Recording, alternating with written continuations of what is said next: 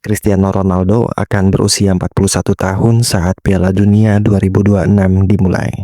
Sebuah angka yang untuk banyak atlet berarti pensiun, tapi untuk seorang Ronaldo, angka itu justru jadi teka-teki. Apakah ia masih jadi juru selamat Portugal atau justru jadi hambatan di era baru Selecao? Di sisi lain, Portugal sedang mengalami kelahiran generasi emas baru. Pemain-pemain muda yang lincah, cepat, lapar, dan modern siap membawa negara ini ke puncak dunia sekali lagi. Tapi, mampukah mereka benar-benar melesat? Jika bayang-bayang sang legenda masih terlalu besar untuk dilewati. Video ini bukan hanya tentang Ronaldo, ini tentang tim Portugal, masa depan mereka, dan pertanyaan besar yang akan kita jawab bersama. Masih mungkinkah Portugal menjuarai Piala Dunia 2026? Dan di mana sebenarnya tempat terbaik untuk Cristiano Ronaldo dalam mimpi itu? Sebelum kita bahas lebih jauh soal Ronaldo dan regenerasi tim, kita perlu tahu dulu sejauh apa sih langkah Portugal sekarang. Kamu lihat gambar ini. Ini adalah tabel grup F kualifikasi Piala Dunia 2026. Portugal ada di grup yang secara teknis bukan grup neraka, tapi bukan berarti semuanya mudah. Ada Hungaria yang diam-diam konsisten, Irlandia dengan fisik kuat dan pressing tinggi, dan Armenia yang kadang bikin kejutan di kandang. Tapi gini, sampai sekarang Portugal udah tampil solid banget. Mereka menang besar, cetak gol banyak, dan nyaris nggak kebobolan. Di atas kertas, mereka hampir pasti lolos otomatis ke Piala Dunia 2026. Di balik performa itu ada pertanyaan yang belum selesai. Apakah ini hasil dari sistem baru Roberto Martinez yang mulai klik, atau karena kualitas lawannya belum cukup menguji? Sekarang coba ingat-ingat. Portugal baru saja jadi juara UEFA Nation League, ngalahin Spanyol di final. Itu bukan sekedar turnamen minor, itu sinyal bahwa Portugal udah siap naik kelas lagi. Dan mungkin kamu bertanya, jadi mereka ini lagi di puncak? Well, secara performa iya, tapi secara dinamika tim belum tentu. Portugal hari ini ada di persimpangan jalan. Di satu sisi mereka punya sejarah dan pemain legendaris. Di sisi lain mereka punya generasi baru yang ngebut, haus dan siap menggantikan. Kemana arah mereka akan dibawa? Dan itu yang akan kita bahas di bagian selanjutnya.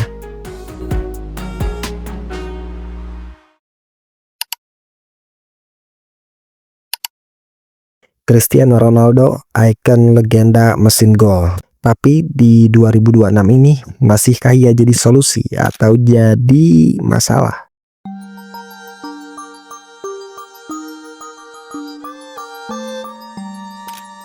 Coba kita hitung bareng-bareng.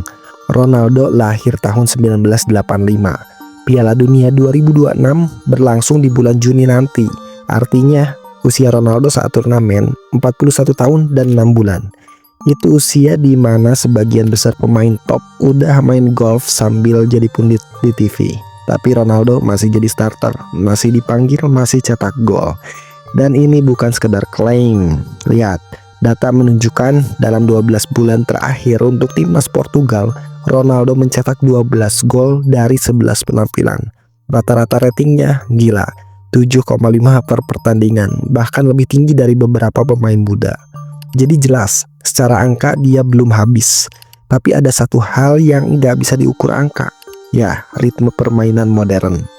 Ronaldo memang masih bisa mencetak gol, tapi intensitas permainannya tak lagi seperti dulu. Pressingnya menurun, transisi lambat, dan terkadang tim harus menyesuaikan untuk mengakomodasi dia.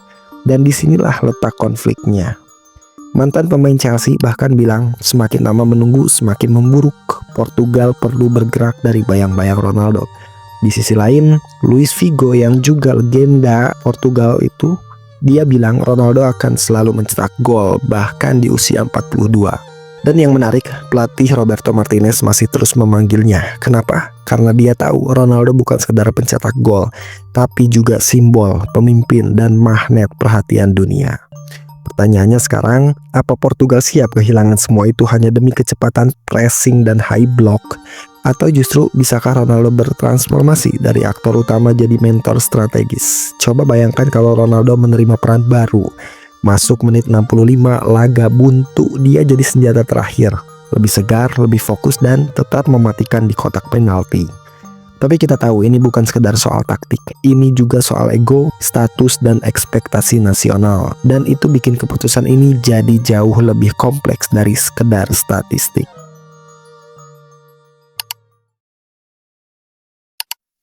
Tadi kita bicara soal Ronaldo. Sekarang coba lihat wajah-wajah ini.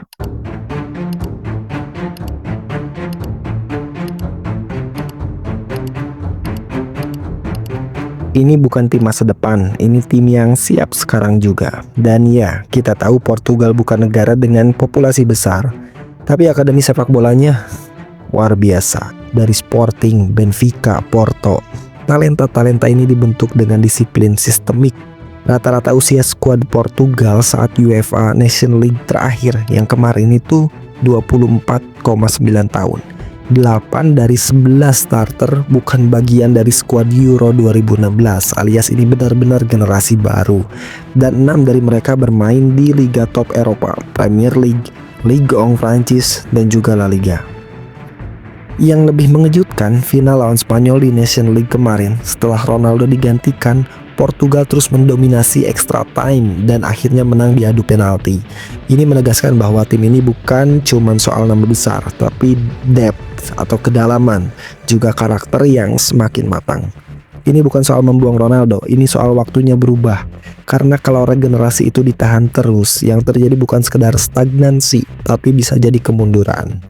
Bayangkan skenario ini, Leo dan Pedro Neto di sayap, Bruno Fernandes di belakang Ramos, Joao Neves dan Vitinha mengatur tempo, lalu ada Nuno Mendes dan Antonio Silva di lini belakang. Cepat, lincah, cair, tanpa beban mitos. Itu bukan formasi eksperimen, itu bisa jadi senjata paling berbahaya Portugal sejak era Eusebio.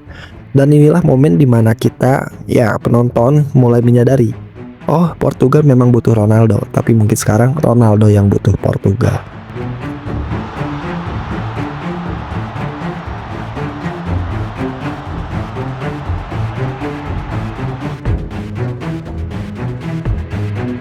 Sekarang kita sampai ke titik paling rumit dan paling menentukan. Bisakah Portugal menggabungkan dua dunia ini, atau justru akan ada tabrakan besar di ruang ganti?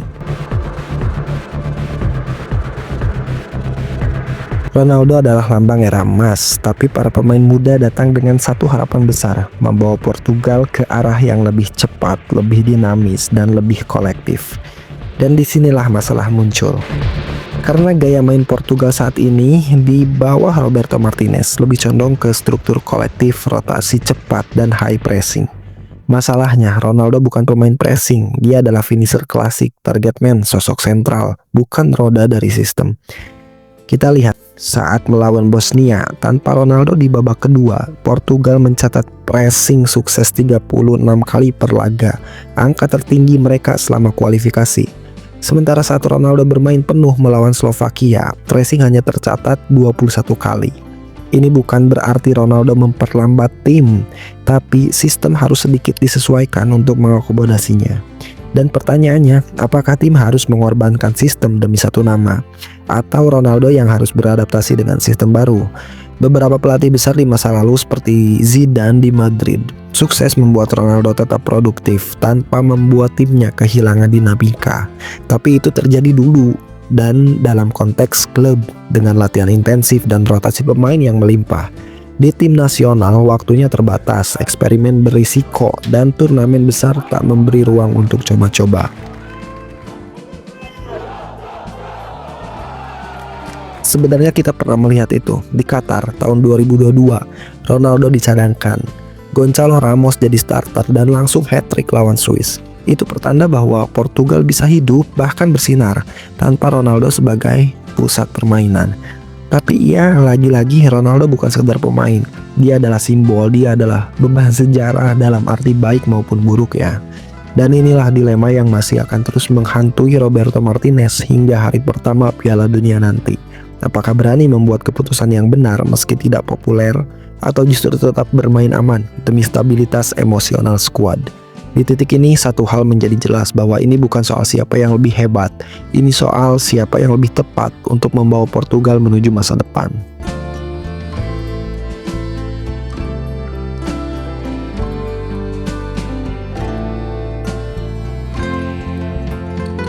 Oke, sekarang kita jujur-jujuran.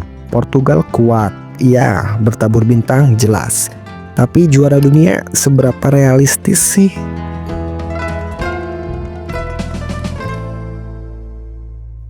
Coba kita mulai dengan satu fakta mengejutkan. Sejak 2006, Negara-negara yang jadi juara dunia semuanya punya satu kesamaan. Tim yang puncaknya muncul di waktu yang tepat. Lalu bagaimana dengan Portugal? Lihat komposisi tim sekarang. Kiper muda berkelas Diogo Costa, bek tangguh dan cepat Antonio Silva, Nuno Mendes, gelandang kreatif Vitinha, Joao Neves, lini serang eksplosif Rafael Leao, Gonçalo Ramos dan Trincao, plus Ronaldo entah sebagai starter atau super sub. Dan yang bikin ini makin menarik adalah Portugal masuk 6 besar kandidat juara bersama Prancis, Inggris, Brazil, Argentina, dan Jerman. Tapi ada satu tantangan besar yang bisa menghancurkan semua ini, ya, ego. Ego pelatih yang ragu ambil keputusan sulit, ego pemain senior yang merasa masih pantas di atas, ego publik yang sulit menerima masa transisi, dan kadang bukan kualitas yang bikin tim gagal, tapi waktu yang salah untuk berubah. Jadi Portugal juara? Bisa, amat sangat bisa. Dengan satu syarat, mereka harus berani melepaskan masa lalu dan memilih jalan baru, bahkan jika itu berarti mengucapkan terima kasih kepada legenda terbesar mereka sendiri.